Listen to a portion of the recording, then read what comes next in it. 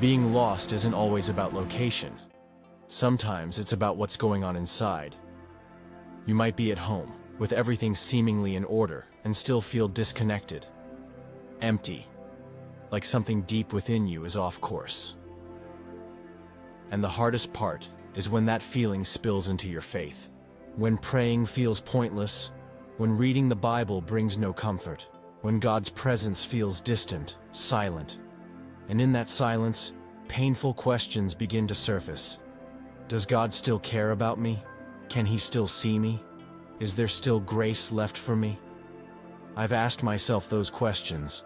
Maybe you have too. But what I've come to learn, and what I have to remind myself of daily, is that God's grace doesn't wait for us to find our way before it reaches us. It shows up precisely when we have no idea where to go next. And what if, even without realizing it, you're already being found? What if God isn't waiting for you to return, but is already on His way to meet you? Maybe you're not as far off as you think. Maybe. Grace is already closer than you know. Sometimes we don't even notice the exact moment when we started feeling this way. Lost. It's not like tripping and falling all at once. It's more like the soul quietly drifting away, step by step, almost without a sound. And by the time you realize it, you're already too far out. Maybe you're still doing all the usual things, working, taking care of the house, talking to people, but inside, everything feels a little hollow, like something's out of place, like God is in another room, distant, and you no longer know how to open the door. A friend once told me that this feeling is like driving down a long road at night with low beams. You keep going, but you can't see where it's leading. And the worst part is the exhaustion.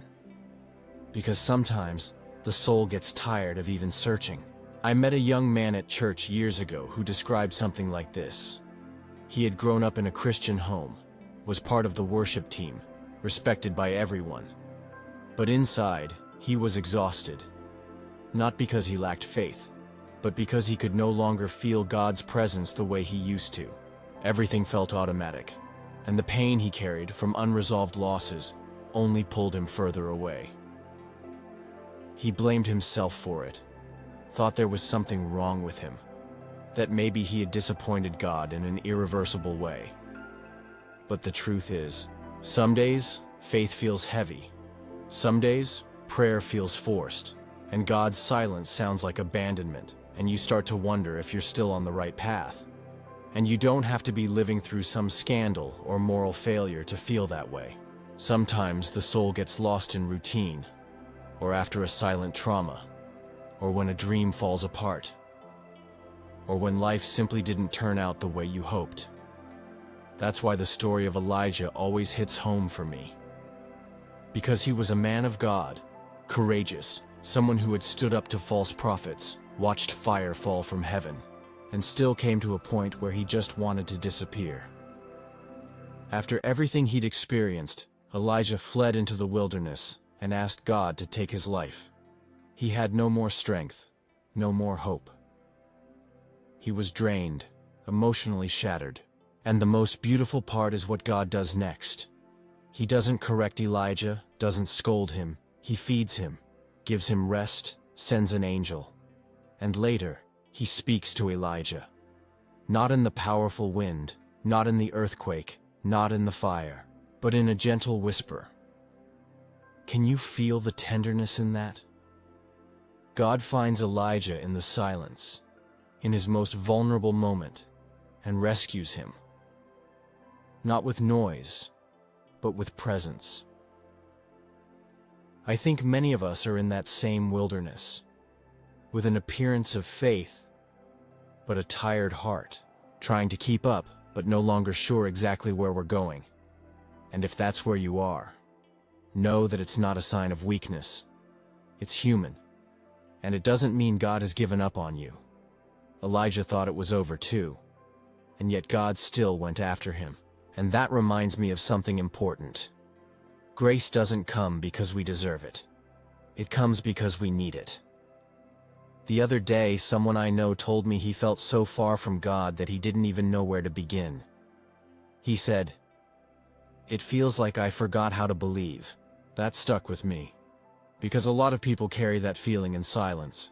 They think faith always has to be strong, unshakable, full of certainty. But the truth is, sometimes faith is fragile. It's a whisper, a sigh that says, God, I don't have the strength, but I'm still here. And in those moments, it's precisely grace that finds us. Not because we're okay, but because we've reached the end. Not because we know what to do, but because we've already tried everything. Not because we're good, but because He is. The young man from church I mentioned, he slowly found his way back. It wasn't an instant miracle. But there was one day, sitting alone on a church pew, when he didn't feel a thing, and still chose to stay. And in that quiet decision, something began to shift. Because sometimes, the return isn't made of grand gestures, but of small steps back, sitting, breathing, staying, and letting grace find us there. Faith can feel hard, and sometimes it really is. But even on the days when faith falters, grace does not, and it knows exactly where you are. Maybe you're still in that place, trying to understand how you got lost. Or maybe you don't even know exactly when it happened. You just know you're tired. And that the connection with God, which once felt so alive, now feels distant. I get it. And I want to tell you something. You may need to hear slowly. You don't need to have all the answers to start coming back. God doesn't require you to stand up whole. He just wants you to stop hiding. Sometimes, grace shows up at the very moment you admit you don't know how to go on. And it's okay not to know. It's okay to say, I'm confused. I'm hurting. I'm lost. What grace does is meet us. Exactly there, in that place of honest surrender. You don't need to run back. You don't need to force feelings that aren't there. You just need to let God find you where you are right now. You know, there are days when I don't even know how to pray, but I've learned to pause for a few minutes, close my eyes and say, Lord, I'm still here. That simple phrase, so small, has power, because it's true, and God responds to truth. David, in the depth of his pain and repentance, didn't bring promises. He brought a broken heart. He said, the sacrifices of God are a broken spirit. Psalm 51:17. And that still holds true. If you feel like you've drifted, like you've lost your way, like you're walking in circles, maybe today is the moment to stop and breathe. Just that. Breathe and acknowledge that you need God. That might be your first step. And it doesn't have to be perfect. It just needs to be real. You're not too lost to be found. You never were. And maybe, just maybe, grace has already found you. You just need to let it stay. The grace of God, it doesn't depend on how close or far you are. It doesn't measure your faith by the steadiness of your walk. Grace understands that there are days when we simply stop, or drift, or get lost, and still, it keeps coming. You may have wandered, off, gone silent, tried to return and felt frustrated halfway through. But even then, grace hasn't given up on you. It finds you in doubt, in the dark room, in the car seat after a long, hard day, in the silence of a prayer you can't quite manage to say. It doesn't need grand open doors to enter. Sometimes just the smallest crack in your heart is enough. And do you know why? Because this grace isn't based on what you can offer. It's based on the love of someone who never gives up. Philip Yancey once wrote something that stayed with me for years. Grace means there's nothing we can do to make God love us more, and nothing we can do to make Him love us less. That changes everything.